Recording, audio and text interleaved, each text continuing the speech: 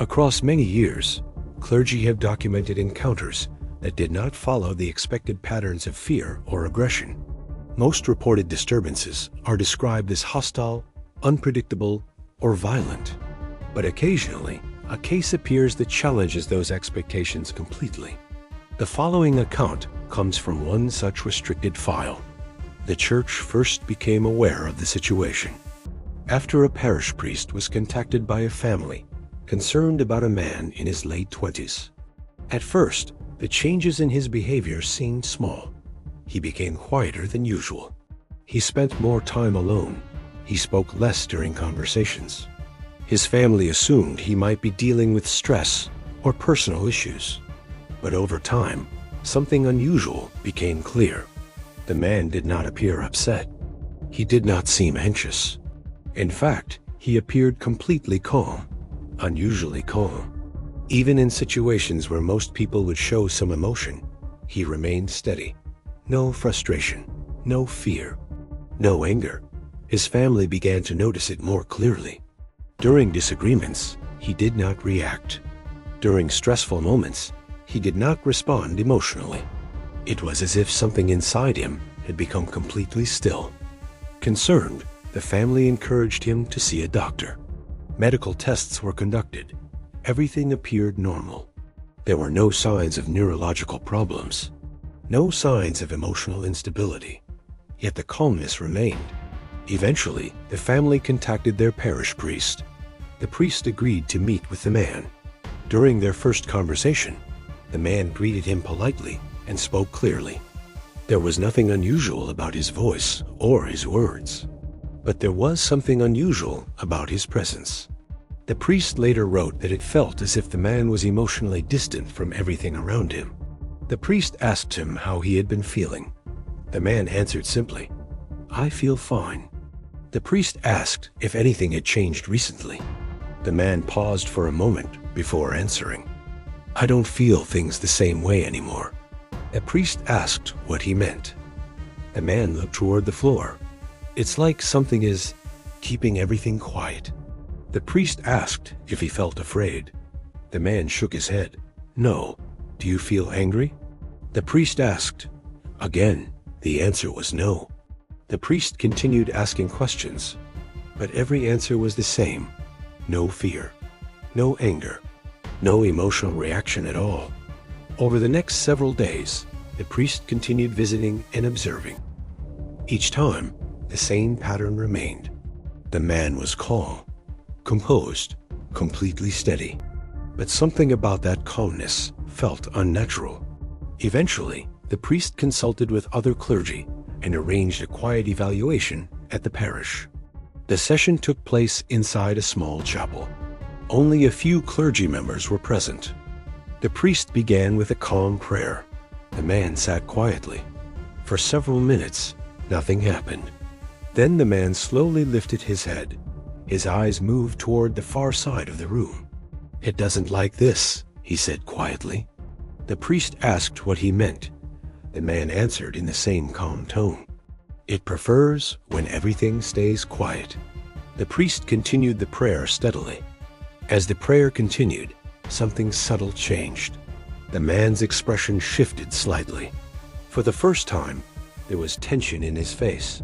Not anger, not fear, just resistance. The priest finished the prayer. The room became still again. The man lowered his head and remained silent for several moments. When he finally spoke again, his voice sounded different, not in tone, but in feeling. "I feel something again," he said quietly. The priest asked what he felt. The man took a deep breath. "Normal," he said. Over the following days, his behavior continued to change. He began reacting to conversations again. He laughed. He showed frustration. He spoke more freely. The unusual calmness that had surrounded him for weeks gradually disappeared. In his final report, the priest wrote, "Most reported disturbances are identified through visible emotional reaction. This case was unusual because the absence of anger or fear became the primary indicator. The report was later archived. The final note recorded in the document reads, Not every influence reveals itself through aggression. Some are recognized through unnatural calm.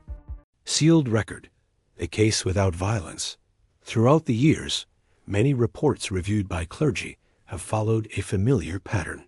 Disturbances are often described as loud, chaotic, or aggressive. But occasionally, a case is recorded that breaks that pattern completely. A situation where none of the expected signs appear. The following account comes from one such sealed record. The church first became aware of the case after a parish priest was contacted by a family concerned about their adult son. At first, the changes in his behavior seemed small. He became quieter. He spent more time alone. He avoided conversations when possible. But what concerned his family most was not what he was doing. It was what he wasn't doing. He showed no emotion, no anger, no fear, no reaction at all. In many situations where behavior changes suddenly, emotional outbursts are common. But in this case, there was nothing. The man remained completely calm. Even in moments that would normally cause stress or frustration, he showed no visible response. His family initially believed he might be dealing with emotional exhaustion. Doctors examined him. Medical tests showed nothing unusual. His health appeared normal. He responded to questions clearly, but his expression never changed. Over time, the lack of reaction became more noticeable. During family conversations, he remained silent. When asked direct questions, he answered briefly but without emotion. When unexpected events occurred, he did not react. One afternoon, a loud noise came from outside the house when a heavy object fell nearby. Everyone else in the room reacted immediately. The man did not move. He simply looked toward the window and then returned to what he had been doing. The family began to feel that something was not right. Eventually, they contacted their parish priest. A priest agreed to visit and observe the situation. When he arrived, the man greeted him politely and invited him to sit. The conversation began normally.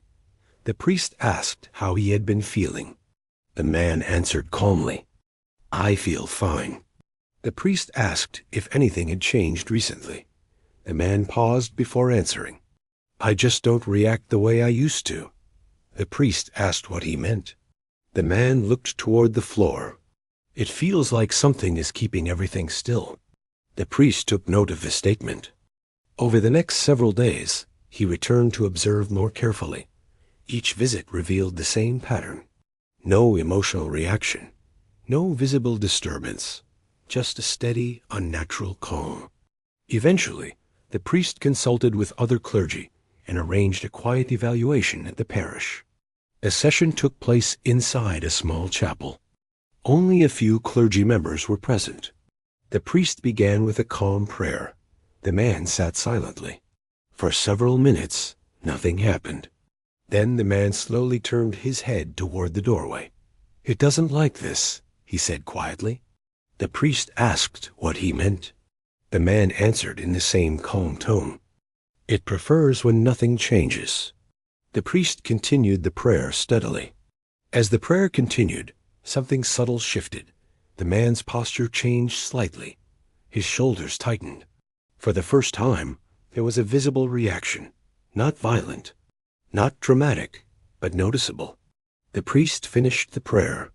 The room became still again. The man sat quietly for several moments. Then he took a deep breath.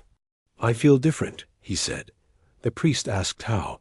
The man looked around the room. "It's not quiet anymore," he said. Over the following days, the man's behavior began to return to normal. He showed emotion again. He reacted to conversations. He responded naturally to unexpected events. The stillness that had surrounded him gradually disappeared. In his final report, the priest wrote, "Most cases involving unusual behavior present visible signs of disturbance. This case was notable because the absence of violence, emotion, or resistance became the primary indicator." The report was later sealed in church archives. The final note recorded in the document reads, "Not all disturbances are revealed through action. Some are recognized through the complete absence of it. Classified report, the possession without fear. Throughout the years, many cases reviewed by clergy have followed a familiar pattern. Fear is often the first and most visible sign. In nearly every reported possession, there is resistance, panic, or distress. But occasionally, a case is documented that does not follow that pattern at all. The following account describes one such report. The church first became aware of the situation after a parish priest was contacted by a family concerned about their daughter. At first, the changes in her behavior seemed subtle. She became quieter. She spent more time alone. She spoke less during conversations. But what concerned her family most was not what she was doing. It was what she wasn't doing. She showed no fear. In situations where she would normally feel uncomfortable or nervous, she remained completely calm. Even when alone at night, she showed no sign of unease. Her parents initially believed she might simply be growing more independent. But over time, something felt different. Her calmness did not feel natural. It felt controlled. One evening, her mother asked her directly if she was feeling all right. The girl answered without hesitation, "I'm fine." Her voice was steady, her expression unchanged. Her mother asked if anything had been bothering her. The girl shook her head. No. There was no sign of stress, no sign of worry, just complete stillness. Concerned, her parents arranged for her to see a doctor. Medical tests showed nothing unusual. Her health appeared normal. Her responses were clear and logical. But the unusual calmness remained. Eventually, the family contacted their parish priest. The priest agreed to visit and observe. When he arrived, the girl greeted him politely and invited him to sit. Their conversation began normally. The priest asked about school, daily routines, and how she had been feeling. Her answers were clear, but something stood out immediately. Her tone never changed. No matter the question, her voice remained steady. The priest eventually asked her a direct question. "Do you feel afraid of anything lately?" The girl looked at him calmly. "No," she said. The priest asked again, in a different way. "Even at night? Even when you are alone?" Again, the answer was the same. "No." The priest wrote the response down. Over the next several days, he returned to observe more carefully. Each visit confirmed the same pattern. No fear, no emotional response. Even during quiet prayer, where many people show some reaction, the girl remained completely still. Eventually, the priest consulted with other clergy and arranged a private evaluation at the parish. The session took place inside a small chapel. Only a few clergy members were present. The priest began with a calm prayer. The girl sat quietly. For several minutes, nothing happened. Then the girl slowly lifted her head. "It doesn't want me to feel anything," she said softly. The priest asked what she meant. The girl answered in the same calm tone. "It wants everything to stay quiet." The priest continued the prayer steadily. As the prayer continued, something changed. The girl's expression shifted slightly. For the first time, there was tension in her face. Not fear, not panic, just a small break in the stillness. The priest finished the prayer. The room became silent again. The girl lowered her head for a moment. Then she looked up. Her expression had changed. "I feel something," she said quietly. The priest asked what she felt. She paused, then answered with a single word: "Normal." Over the following days, her behavior continued to change. She began reacting to things again. She showed emotion. She laughed during conversations. She spoke more freely. The unusual calmness disappeared completely. In his final report, the priest wrote, "Fear is often considered a primary indicator in possession cases." This incident was unusual because the complete absence of fear became the most significant detail. The report was later classified and stored in church archives. The final note recorded in the document reads, Not all disturbances reveal themselves through fear. Some are recognized by its complete absence. Across many documented cases, clergy have described encounters that seemed urgent, sudden, or aggressive. Most reported disturbances appear quickly and demand immediate attention. But occasionally, a case is recorded that unfolds differently, not through force, not through fear, but through patience. The following account comes from one such observation. The church first became aware of the situation after a parish priest was contacted by a man who had recently begun experiencing something he could not explain. At first, the reports sounded minor. The man lived alone in a small house on the outskirts of town. His routine was simple: work during the day, quiet evenings at home. Nothing unusual. But over the course of several weeks, he began noticing something strange. Not a sound, not a movement, a presence. At first, the feeling appeared only occasionally. Late at night, while sitting in his living room, he would suddenly become aware of the sense that someone else was in the house. He would look around. Nothing. The doors were locked. The windows were closed. Everything appeared normal. He assumed it was imagination, but the feeling returned. Again and again. And each time, it felt the same. Someone was there. But not moving, not speaking, just present. The man began paying closer attention. Over time, he noticed a pattern. The presence did not follow him from room to room. It did not appear randomly throughout the house. It seemed to remain in one place, the hallway. Every time he felt it, it came from the same direction, the same location. At first, he avoided thinking about it, but eventually, curiosity replaced concern. One evening, he stood at the entrance of the hallway and simply waited. The house was silent. The lights were dim. For several minutes, nothing happened.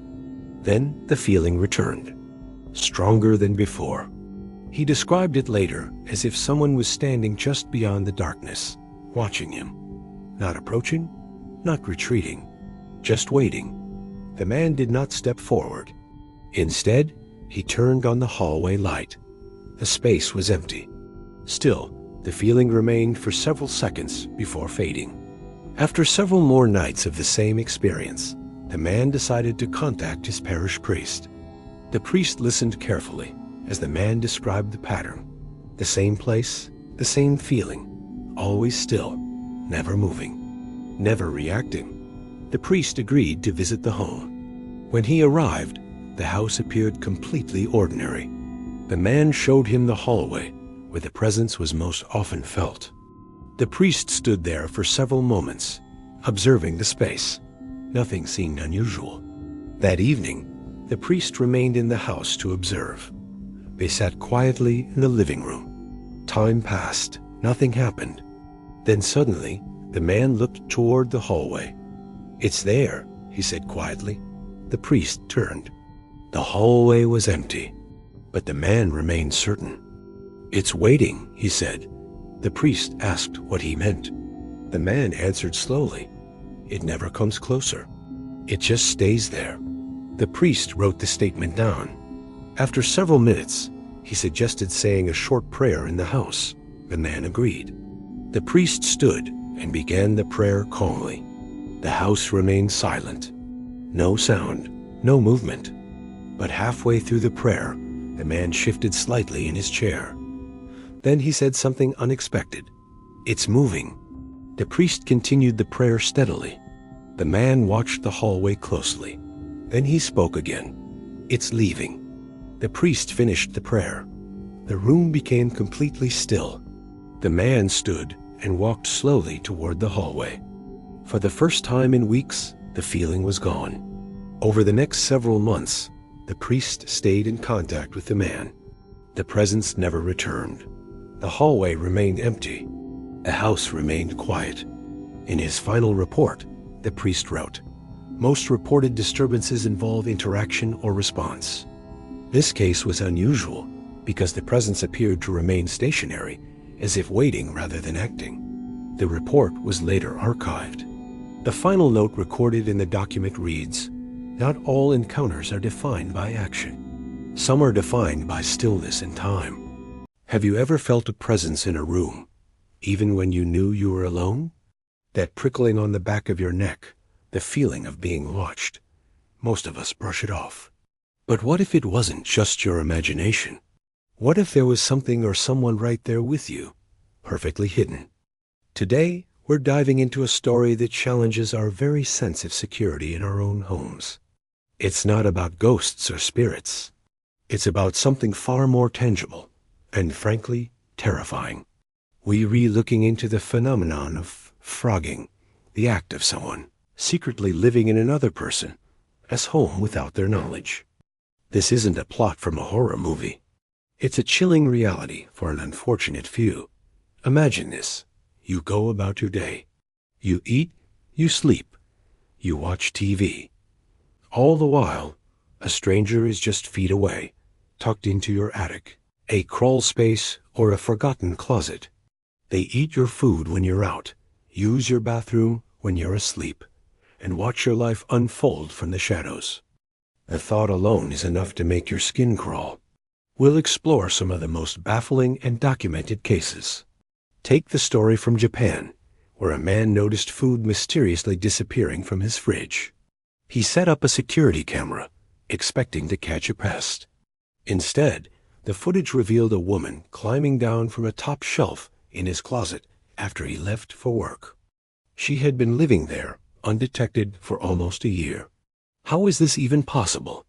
How can someone live alongside a family for weeks, months, or even years without being discovered? It takes an incredible amount of stealth, planning, and a complete disregard for personal boundaries. These individuals often target homes with unused spaces, like large attics, complex basements, or even guest houses that are rarely checked. They learn the homeowner's schedule down to the minute, knowing exactly when it's safe to emerge for resources. One of the most disturbing aspects is the psychological impact on the victims. Discovering a secret tenant shatters your sense of safety. Your home, your sanctuary, is instantly transformed into a place of violation. Many victims report feeling paranoid for years afterward, constantly checking closets, under beds, and listening for the slightest unfamiliar sound. It's a trauma that's hard to comprehend unless you've lived it.